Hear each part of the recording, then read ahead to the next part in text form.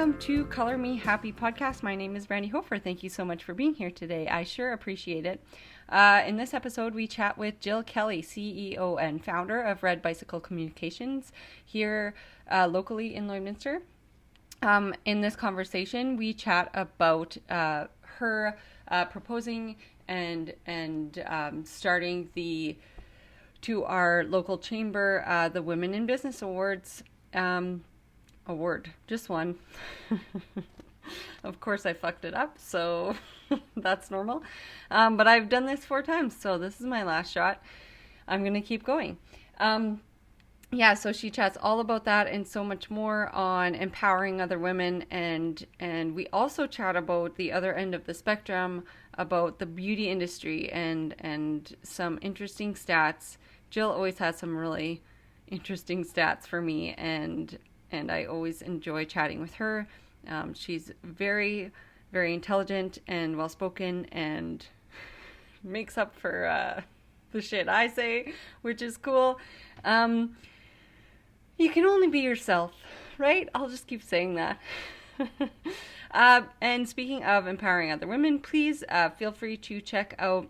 We've dropped some new stuff in our gallery for our self-love collection. And we also have our call for art for Like a Mother, where we're teaming up with Erica B. Hess from I Like Your Work podcast. If you don't know Erica B. Hess and you are an artist, I would go check her out. She's got a podcast, and her whole I Like Your Work is you can be a member of her community. It's just a whole wealth of information for artists, and she also fights for the rights of mother creatives. That's obviously where I sit. And so we teamed up for this call. So that is due mid-April. So get on it. We'd love to see your work. Don't be shy. If you have any questions, please feel free to reach out. Enjoy this episode, and thanks for being here. Great. Hello, Jill from Red Bicycle Communications. How are you? Good. How are you? Good. I'm good. Just, high on a Friday. So high on Fridays, because Friday is my day where I have my husband is home from work. So it's his work day off, and I get to not do whatever I want, but I get to work. So I actually love what I do so much that I get like super high about it and like go so hard. I call it my my Be Brave Day. So literally, nice. So actually that's like a thing in my book, like Be Brave. So you know how you have those days where you're like, I can do anything, and you like send out all the emails and polish up all those projects, and they are few and far between, as we know. Like you can't live every day high on a Be Brave Day. So I like try to like fill every hope and dream, everything I've been like putting off or thinking about in those downtimes, and like executing it or asking for a, reaching out and making connections. So I save it for my Be Brave Day, which usually lands on the Friday. So I have 2 great women podcast interviews today, so I'm really like feeling it and excited. We had Erica Lee Sears, who is a cool artist who has appeared on Portlandia, and she also did album cover or sold a piece to Lana Del Rey, something like that, but pretty cool. So I'm happy to have you here, and I booked you on the same day, and I was like, oh, this is gonna be a crazy, powerful women. Yeah, fun weekend energy. Yeah, flying high. Yeah. Yeah, so I want to talk about so you have Red Bicycle Communications. Can you tell everyone a little bit about what that exactly is?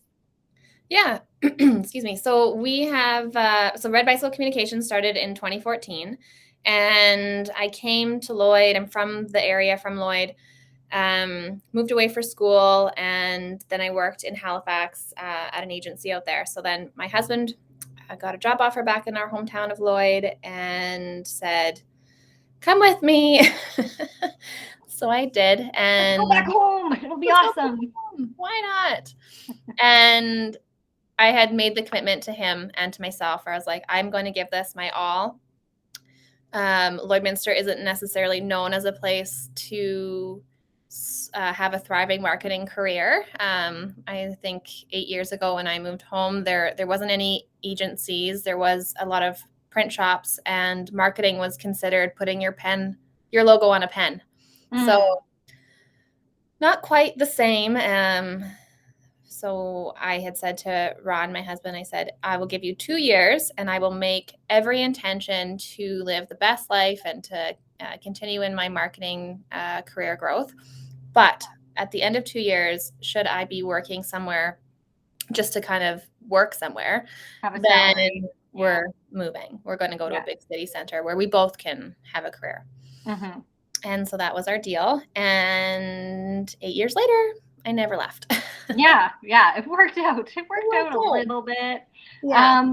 It's great though. And I think like from an outsider's perspective, it worked out in your favor because, there was nothing like you were providing. You were providing a new service. And yes, maybe it took a little bit of time for people to catch on to exactly what that was and what it meant and the extent of business marketing that you were offering under that whole umbrella of services. And I mean, now, like, obviously people can even like model a business after what you've done, and you've expanded beyond with several female employees. And so it's kind of like a happy, it worked, right? And we spent a lot of we spent a lot of our initial time talking to business owners and helping them understand why your receptionist running their own personal social media isn't meaning that they should be running the business's social media, and what is a brand, and why does it matter that you don't change your logo from, its normal color of blue to pink on a whim because, well, the girls like pink. I'm like, no. Yeah. So it's so interesting though, because, back in the days of not just like the days of wars and like World War I or World War II, but like prior to that, even lots of the high ranking officials and officers in the military would be wearing red coats. And that was like a masculine color. And so they would put boys in pink because it's like, you're not quite a man, you're a little boy. Pink's halfway to red. Right. And pink was a very masculine color. And then for no reason whatsoever, in I think the 1920s or the 1930s, it just switched. And blue was for boys and pink was for girls. And really, it's, again, just a color. It has, sure, there's some psychological stuff behind it, but all that psych stuff is based on our interpretation of our society. So it's ever evolving. Someone marketing something, basically. Yeah. Right? Yeah. And those feedback loops of, well, only girls are wearing pink, so therefore it must be a girly color. And then I, as a guy, won't wear pink. And then therefore you're, doing the cyclical cycle of saying, if I'm not wearing pink, no boys are wearing pink, then only girls are wearing pink. And then it just becomes a loop. Yeah. And like when you look at a department store or whatever, still pink sections, blue sections. Yeah. And I know working to change it, but it's just, it'll take a while. Yeah. Yeah. And I love that we have the anti-bullying kindness wins things going on in our community, which actually is launching very soon, or actually by the time this comes out, it may have launched or gone. But I love that for anti-bullying, and I love that I'm a part of it, and it is so special.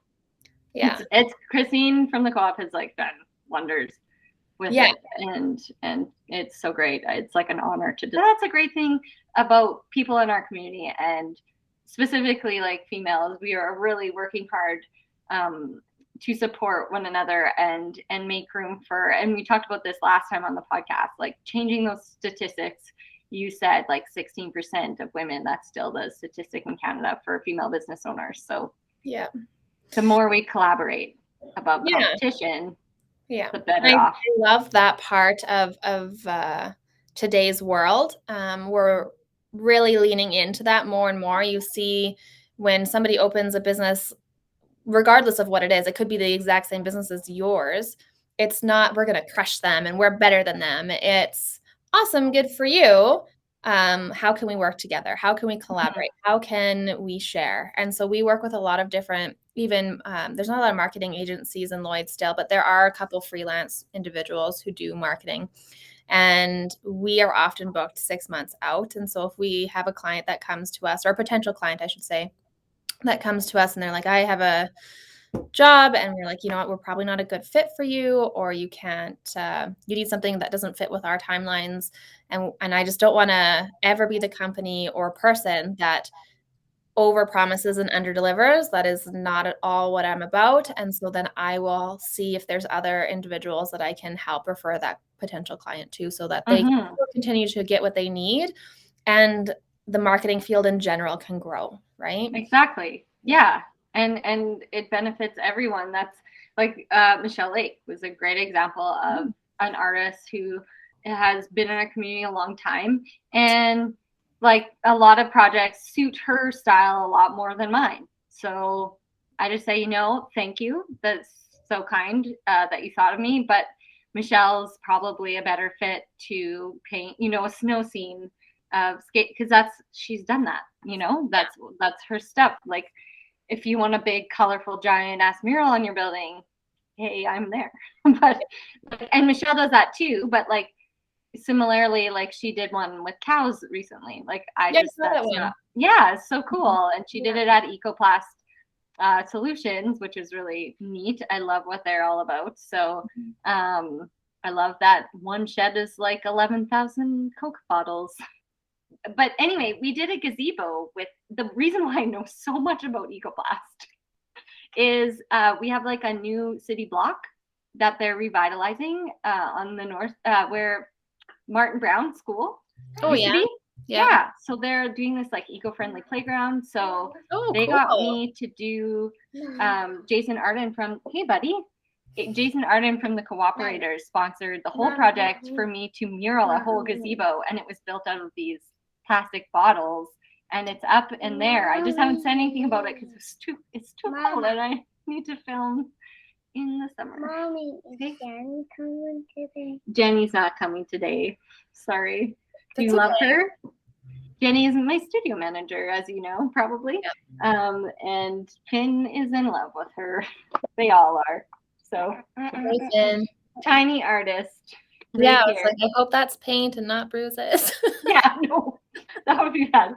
Yeah, today he looks a little bit beaten up, his painting choices of color there. Yeah. Usually it's a black, nice mustache.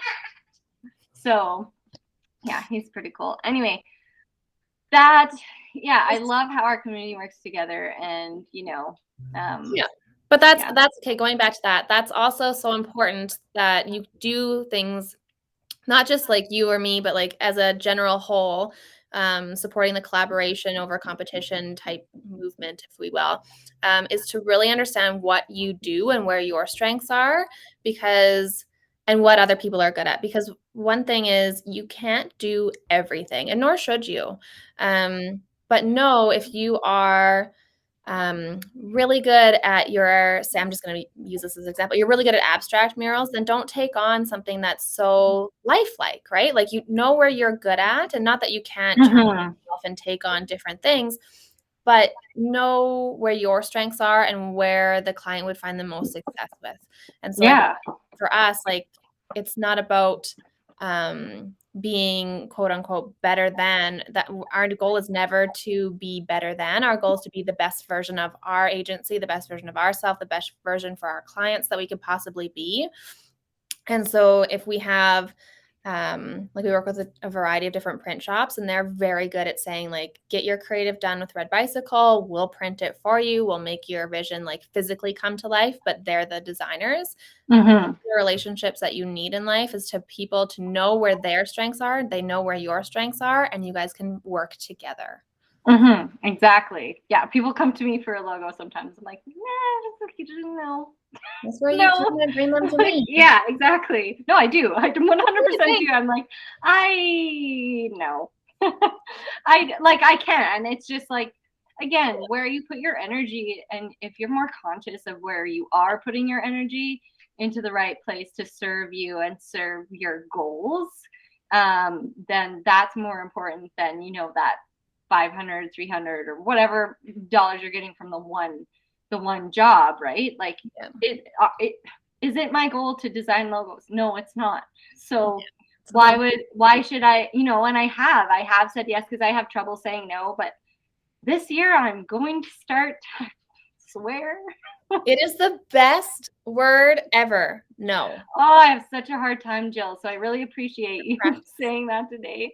And actually, would you say like that was probably your biggest first step, was deciding for your business where you wanted to be and what you wanted to do?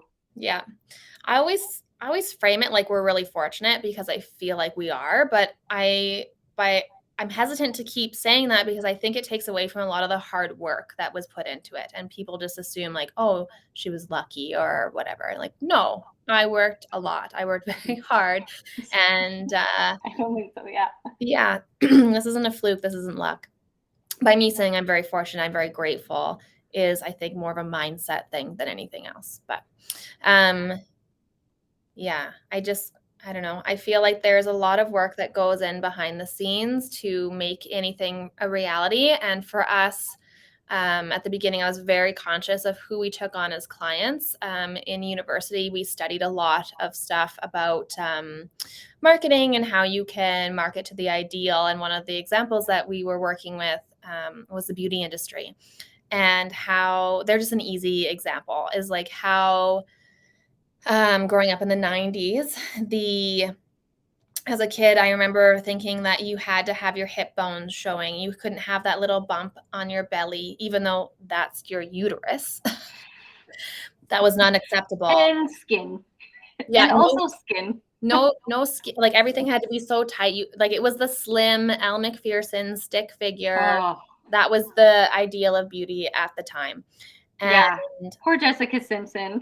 Oh, for real. Seriously. And so like you can only be a size 2, Jessica.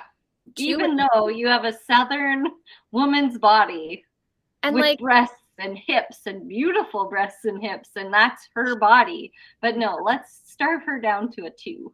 That's like all the women in the industry though, where even like Christina Aguilera and like, anyway.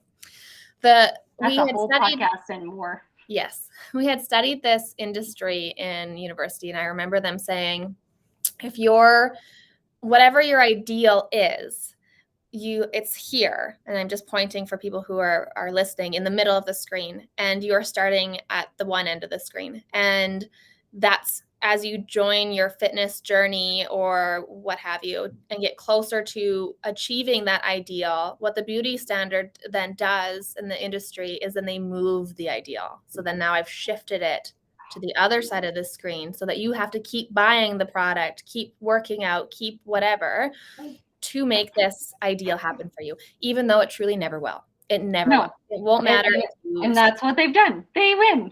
Yes. And that's where we get into that cyclical feedback loop of, well, I have nails painted this thin, or I have no thanks. This sorry, he wants to paint my nails, and I don't paint my nails. That's cute. I'll paint your nails, but I don't want my nails painted. I'm not sure where that came from. But we get into this feedback loop where we see celebrities do things like they would, in this example, literally starve themselves to look in this beauty standard, which isn't realistic, isn't long-term obtainable, and it is not healthy. Or even back in, I think it was the 20s and 30s, it was very common for women to shave or not shave their armpits. It was like an either or thing. But now it's like, oh my, that's gross. Why wouldn't you shave your armpits? Yeah. But it's not gross. It's just that that's what our standard of beauty is today, because we as the everyday people see celebrities all shaving their armpits. Mm-hmm. So we feel like we need to shave our armpits, which reinforces the beauty standard, and it just again goes into a cycle. Yeah, and sells razors basically. Everything, and waxing and laser hair removal. Actually, the first time I really thought about that was when my first son was in the bathroom and I was shaving my legs, and he's like, "Mom, why are you doing that?"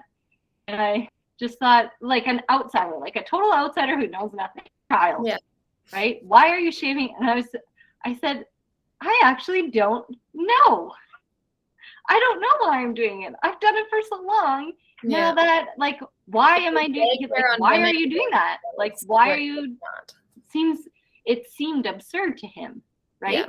Because it is.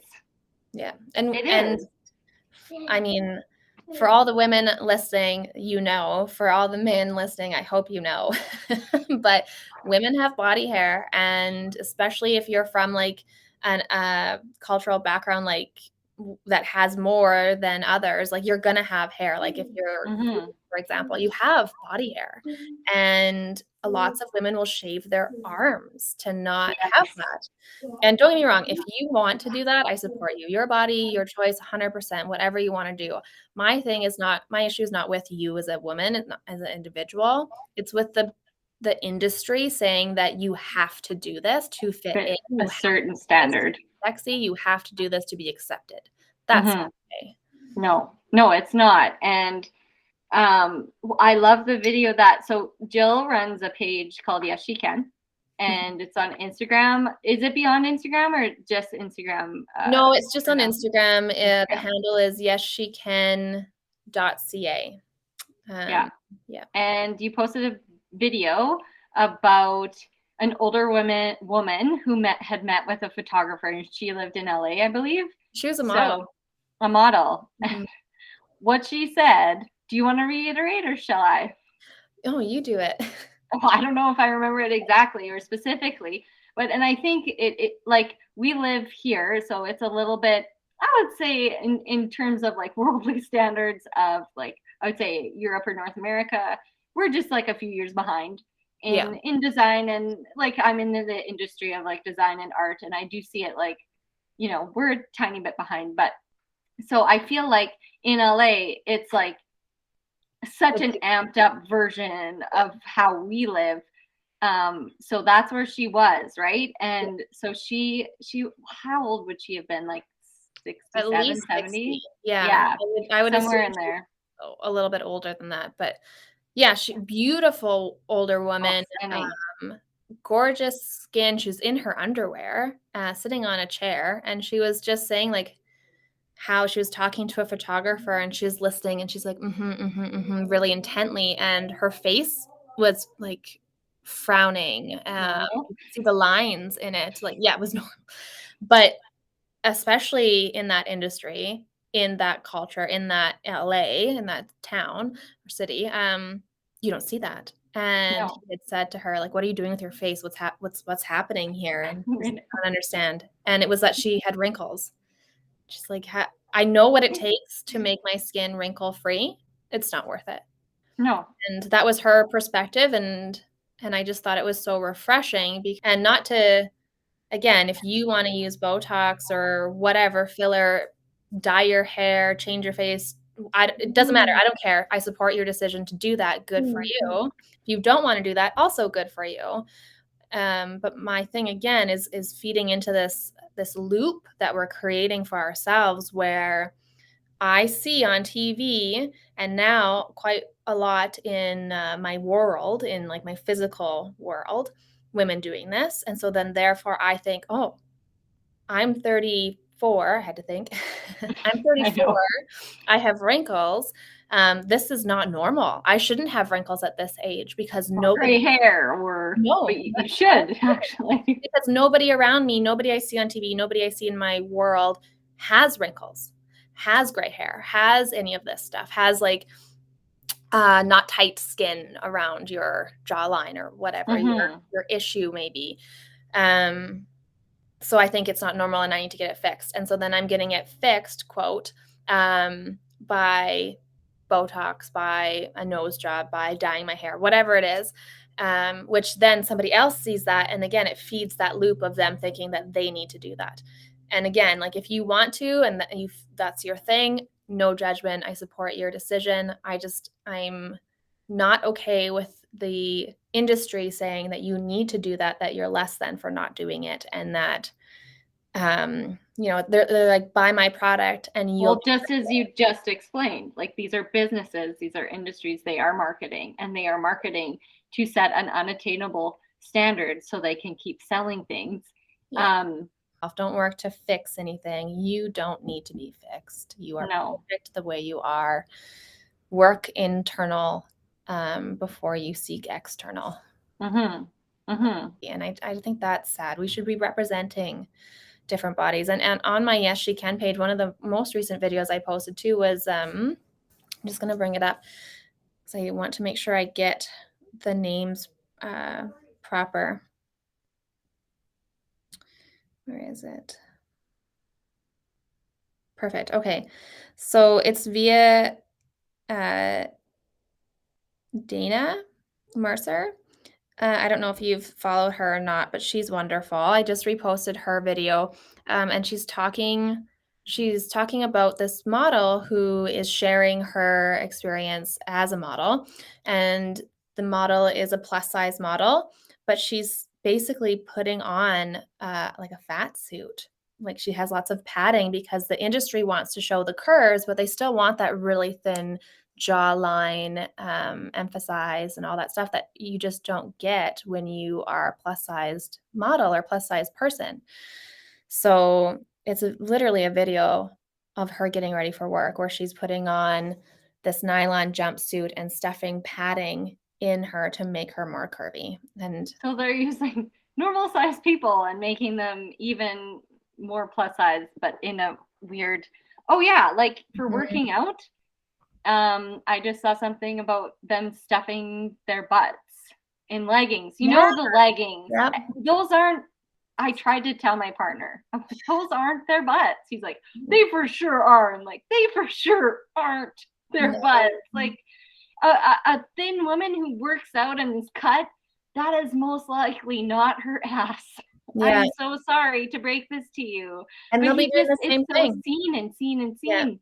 Yeah. There's stuffing padding in there. They have belly padding, and they have Spanx, but like with butts now in them or with hips to like give you that quote Kardashian look. Mm-hmm. So these are things that are becoming more and more prevalent, where people are wearing them, and they, if you want to, again, like if you want to wear them and you feel good, like no judgment here. There's nothing here for you but love and support in whatever your decision is. My thing is just, again, I don't want you to feel less than for not doing that. Mm-hmm. And I think that your natural just body an awareness of that. Like, have an awareness. Yeah. Hyper awareness of what you're seeing is just not like real. Like it's highly photographed. It's just like Instagram and the way we all present ourselves on Instagram. The best version of yourself. Like a highlight reel. Yeah. It's a version of like, it's like saying like every day I have with my children is perfect and we kiss and hug and no one cries and no one screams and like, no. It's just not real. It's like Taylor's not here photographing our studio every day and us like laughing and kissing. Like it's just a version of a day, and that's what I'm giving you. And I'm pretty honest about it. Like I love to do Instagram versus reality shows because really they were into making potions for a few months and it really drove me crazy. Actually, the potion messes are so bad, and Teddy refuses to wear pants, so that's been great. So he's still diapers, like he still should be in diapers, and he just wants to be naked all the time, just like someone's like, Teddy's in pants today. I was like, that's how much he's not been in pants, is that people have noticed. But it's no longer summer. It's like, dude, it's minus 34 today. Get some clothes on, please. Yeah. No, it's kind of funny. And I was watching Emily in Paris, and I just feel bad. I'm like, and Taylor Swift was very honest about her journey through the industry. Yeah. And she's like, guys, I just wasn't eating, and I wasn't happy. So it's just, if we can Anyway, I we're not going to solve it right here, right now. That's for sure. No, for sure not. But I just hope that whoever is listening or watching is like, if you feel that way, like just ask yourself why and who's profiting off this feeling for you. So even, and okay, going back to me dyeing my hair, it's not my hairdresser pushing hair dye on me. It's not like my hairdresser is a bad person because she dyes my hair. Just like your injector is not a bad person because they provide you with Botox. Those are not the people, again, that I at least am disagreeing with. These are human beings also who are trying to make a living serving their clientele in their industry. And yes, their industry is the beauty industry. I think that we are all a part of the problem, but we are all a part of the solution too. And I just think that bringing awareness to the fact that, you know what, if you don't want to dye your hair, Brandy, don't. And I support you in that decision. I If don't. you don't want to shave your legs anymore, don't.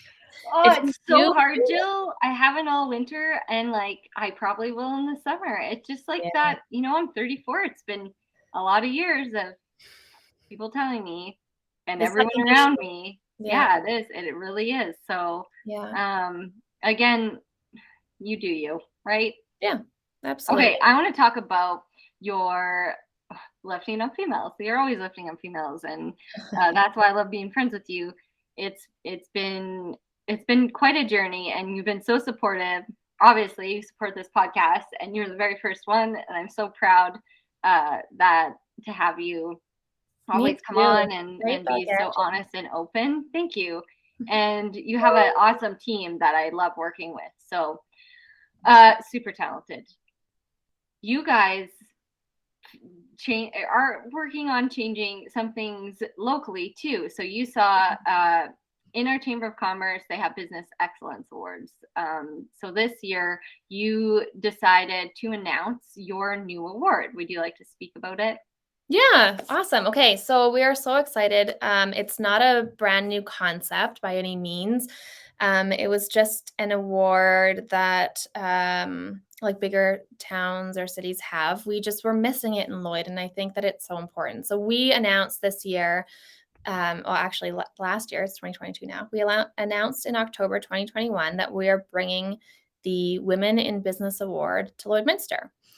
And the reason that I am so proud of this is for all the reasons behind it. It's not about, yay, another trophy on your desk. And just for clarification, Red Bicycle, it's our idea that we brought to the chamber. It was our pitch for them, and we are sponsoring it. So we can't even win it. And it's not about us winning it. It's not about creating an award for us. It's about creating an award to lift every woman up and celebrate them in the community. And so for me, the important things to note were, and I'm just going to read you a couple did you knows from my speech when I had announced the award. But so some of this you might already know, and I might have already said on our last podcast. No, go for it. Okay, so did you know that 98% of all businesses in Canada are small businesses? And of that, only 16% are female owned. Did you know that in 2016, Canada fell from 30th to 35th place in the global gender gap rankings by the World Economic Forum? And did you know that it is estimated that by promoting gender equality, it could add $150 billion to Canada's GDP?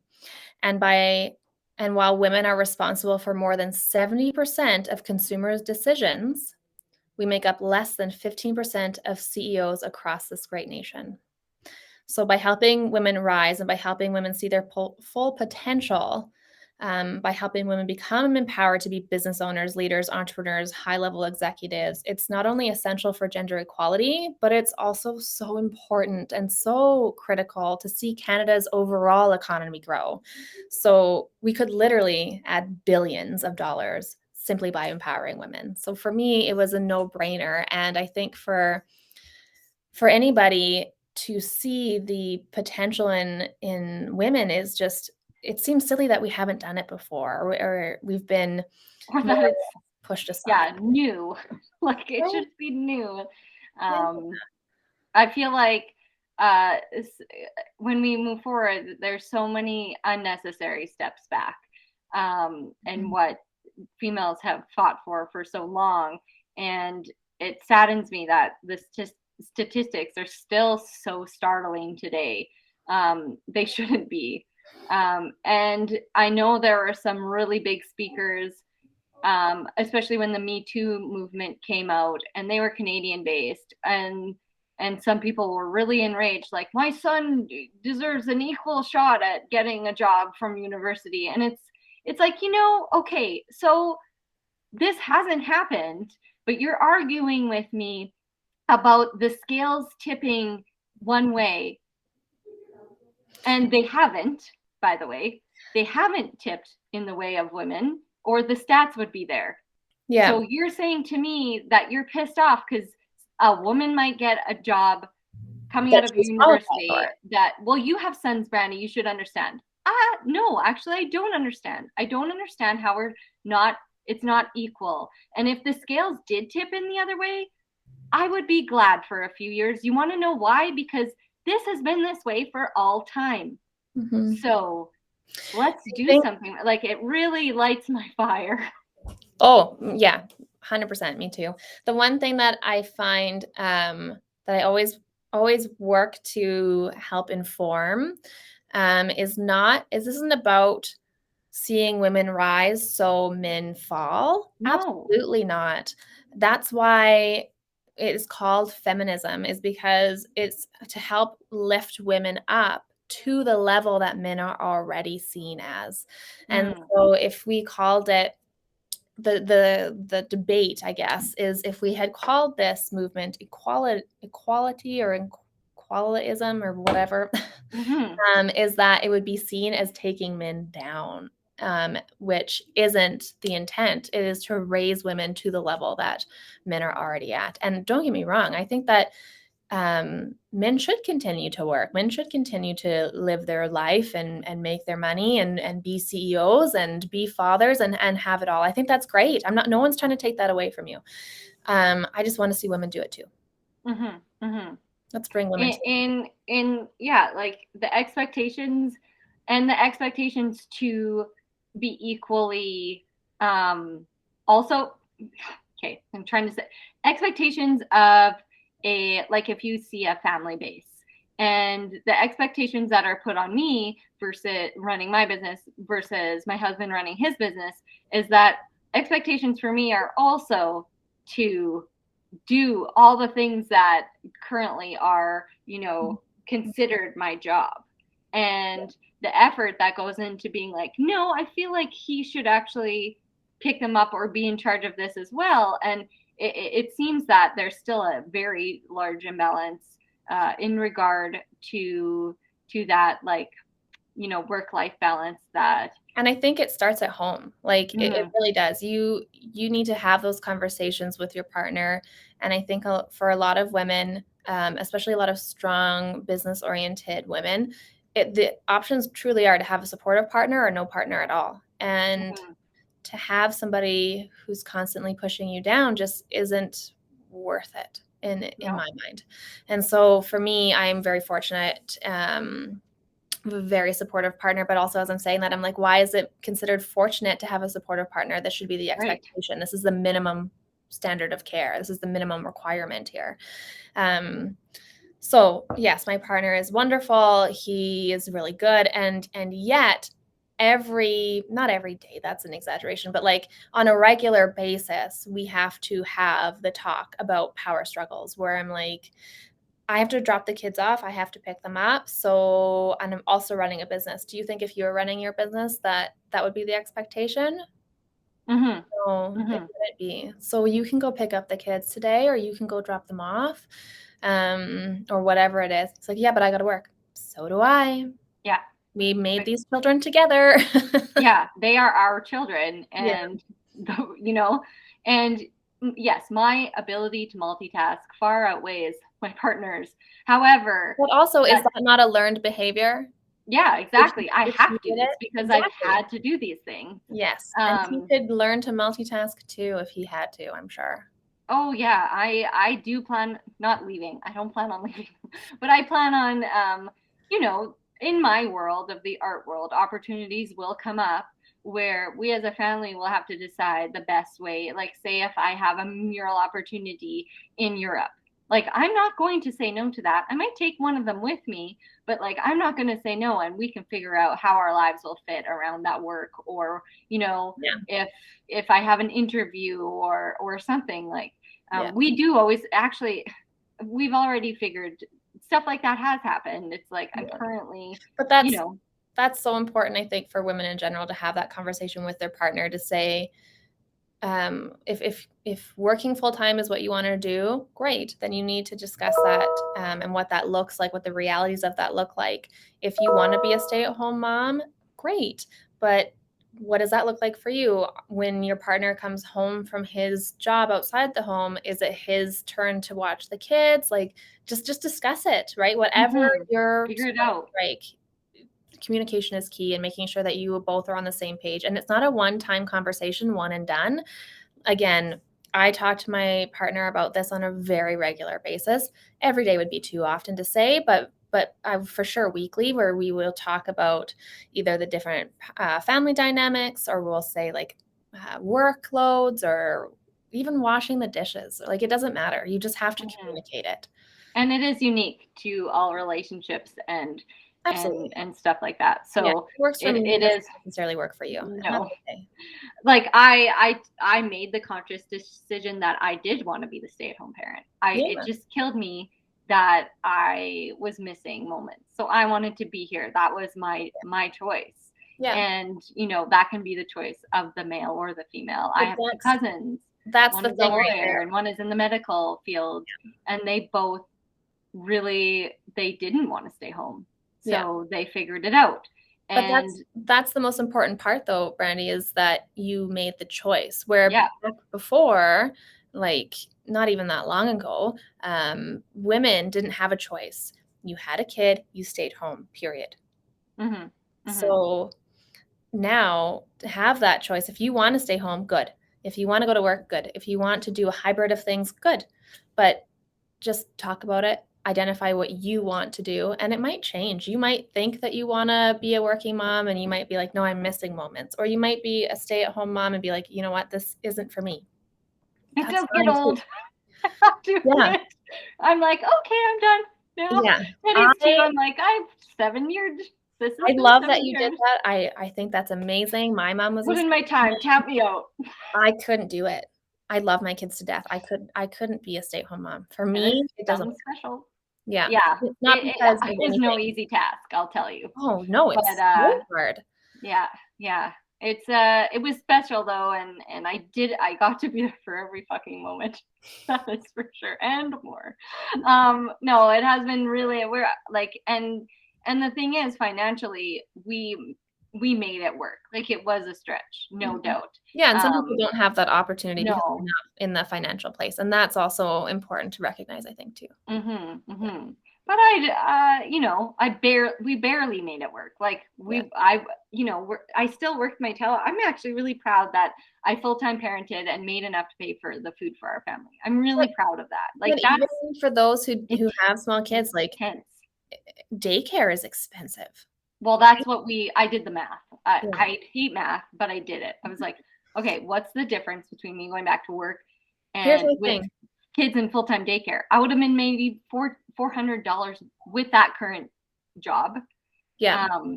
$400 or more a month. That was it. I was like, that is not. Hold on a minute. This is a thing for me too. Hold on. Were you taking your salary to pay for 100% of the daycare? This is how bad I am at math. Probably not. I don't know. Yeah, it probably would have been. Probably would have been. Yeah. Why would you have to pay for 100% of your two children's daycare, of you and your partner's daycare? Exactly. He should be paying for half of that. It is his children also. I'm going to be super open about our banking. So we don't share. Share a bank account too, but I'm just saying, like, you should be able. It shouldn't be 100% of the bill for daycare to 100% of the woman's job. Yeah. It should be. That's how I did the math. It wouldn't have, in real life, we would not have worked it out that way for sure. Yeah. But that's what I was doing the math. I wanted to stay home. So I was like, this is what I would make extra. So I was making my point very clear. I'm like, so this is what, and that really is like, I too believe like, and I'm going to be honest again, Carly does pay for the junior kindergarten, it's called. He does pay for that because I, again, have maxed out at groceries and like household needs. That is a lot of money. And then of course I run my own business, and that comes with like a lot more expenses. So, yeah. What was I saying? Yeah. Okay. So I just really it was just not worth it. It was not worth it to me. Even then it would have been like 1,200 and it's just so not. Daycare is expensive for sure. And again, like if you want to be a stay-at-home mom, you want to be a working mom, you want to be a working person with no kids, good on you. And again, it's not about the individual's choice, it's that I want you to have a choice. Yeah. It's unfortunate that we have to fight so fucking hard all the time.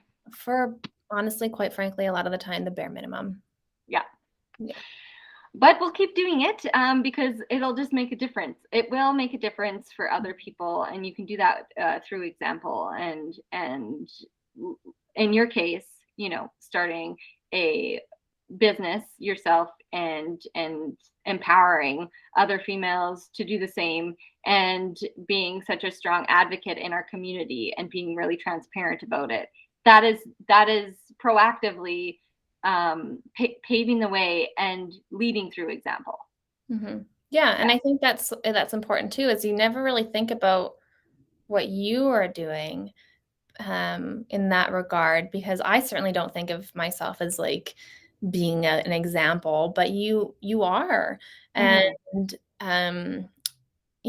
whatever you're doing, whatever level of success you're at, whatever age you're at, whatever like obviously we talked about some celebrities, and that's a different platform for sure, but like whatever range of influence you have, you always have influence over somebody or something, and your decisions do matter. And I think that if nothing else, we can just walk through this life with a little bit of heightened awareness and understanding and compassion, and to support one another, because you never really know what somebody's going through. And just to say like, I got you, collaboration over competition, like that whole energy of just, I'm supporting you. And I think that's just, we all need. If I can do it, you can do it. Absolutely. Surely. Yeah. I say that all the time. Like, in fact, I was interviewed by I Like Your Work podcast, and I said, I wanted to make this really like, when Me Too was, I wanted to make this really feminist series and, send a message. And she's like, Brandy, even though, and I decided to do the Gus series. So that was collaborating with my son. She's like, even if you didn't make that feminist statement collection, don't you think what you do every day is a feminist statement? You are at home allowing kids in your practice and saying, mothers do not have to stop their passion and devoting themselves to their practice just because they became a mother. Yeah, your life doesn't end there. No. And so I definitely, like, obviously I was just like living it without being aware at all. Yeah. And she's like, that is a feminist statement. And I was like, you know what? Yeah, actually, I have received so many messages and so many, I can't even count. I continued making art because of you, or I saw you here, or I listened to you there, or whatever you do, whatever you say, your words have power, your actions have power. People, if you're putting yourself out there, are watching you, and in a good way, you can use it in a beautiful, inspirational way. And I can only hope that, the small actions in our lives can inspire change and inspire other people. That is like the greatest gift of all. So, okay, I'm going to wrap it up because I've been podcasting all freaking day. Well, thank for having me. It's so good to see you again. Yeah. I'm going to wrap up with, actually, this question is sponsored by Red Bicycle Communications. I thought, I was like, this is going to be funny. Okay, so it's called A Day in the Life, and I want you to describe your ideal perfect day. My perfect day. You'd think I would be prepared for this question. Nope. A little bit better. It's a tough question. Yeah. Okay, so my perfect day would be waking up with a cup of coffee. I just want a black coffee in the morning, drip coffee, nothing fancy. I like to go, maybe probably hang out in bed a little longer than I should, and get to work, organize my life.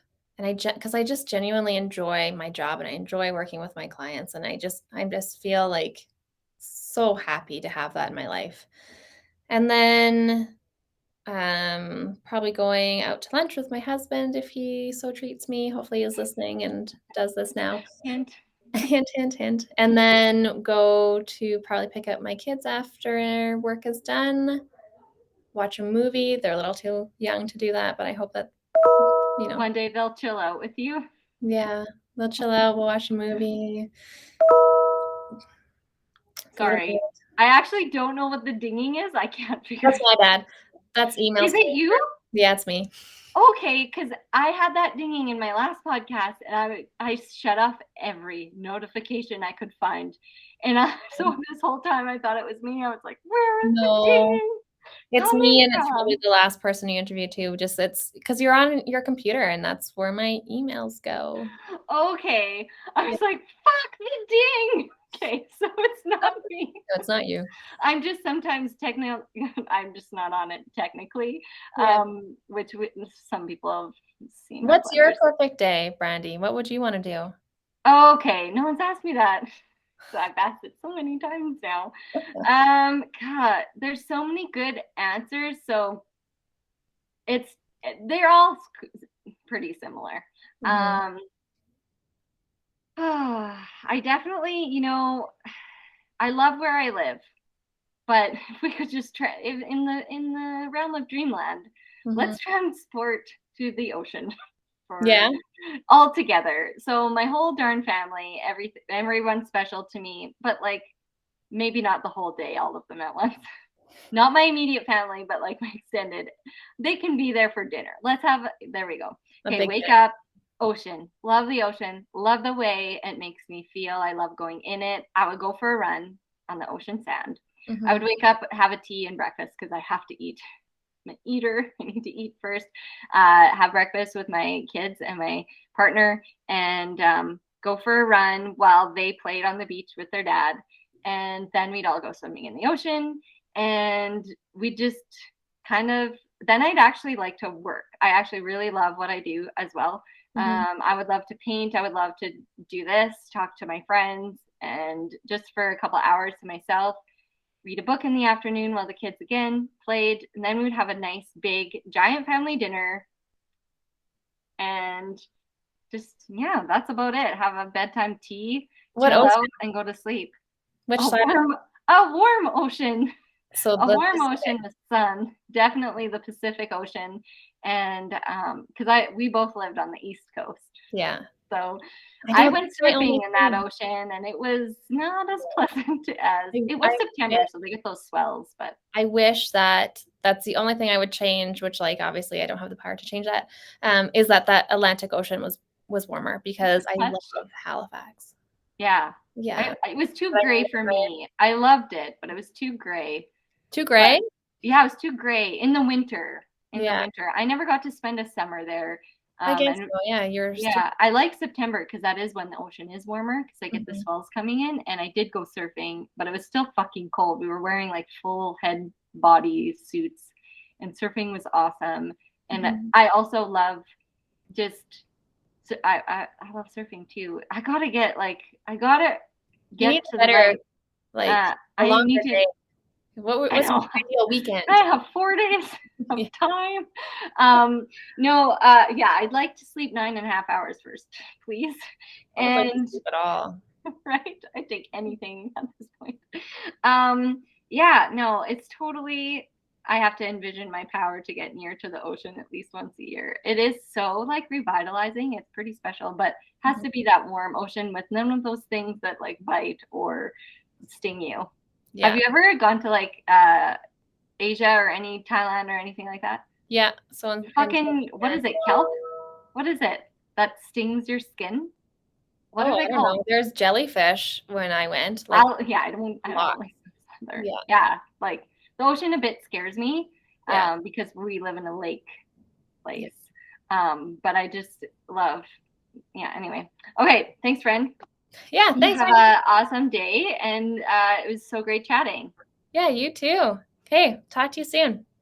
Alrighty, that was such a beautiful chat. I really appreciate Jill taking the time again to come on the podcast. It's always a pleasure. So be sure, if you would like a sense of community, which I have always flourished, not always actually, because they didn't exist before, and I'm very grateful they do now. We have our Color Me Happy community where we inspire and lift one another up. Please feel free to ask questions and share and read, or just observe if that's what you're into. But we would love for you to be there. I also have a few big announcements coming up. Some that I still can't say. One is maybe 135 feet. I thought it was 60, but it turns out it's more than double. So we're almost so close to saying that we're doing that officially on paper, signed. Secondly, I feel like I can say this now because I am signing the contract today. So we are starting an art academy in the fall, locally through our public school system. And it's going to start out small, but obviously be huge because it's very special. Anything having to do with our youth and creativity is close to my heart, and it's just going to flourish and grow. I'm very excited for this journey and grateful for our community just to, empower me and believe in what I'm saying and doing, and it feels so good. So there'll be more on that on social media coming up. You can see there at Brownie Hofer Studios. And I'm sure we'll talk about it in the future. We are also, should I say one more thing? Maybe, because I can never say goodbye. We are teaming up with Kristen Hickman from Red Banjo Studios. We are working on our portrait class. It kind of like magically came together, and I'll talk a lot more about it coming up once we have it cut and ready to go. We've captured it, and it was like pure gold magic, and I'm so excited about it because Kristen has daughters, and Kristen herself made these amazing pieces with my guidance, and again, another magical, rewarding thing, and I'm so grateful to be in the position of inspiring others. So that's my doorbell. Ha! I can go now with comfortably say goodbye because I have to. Bye!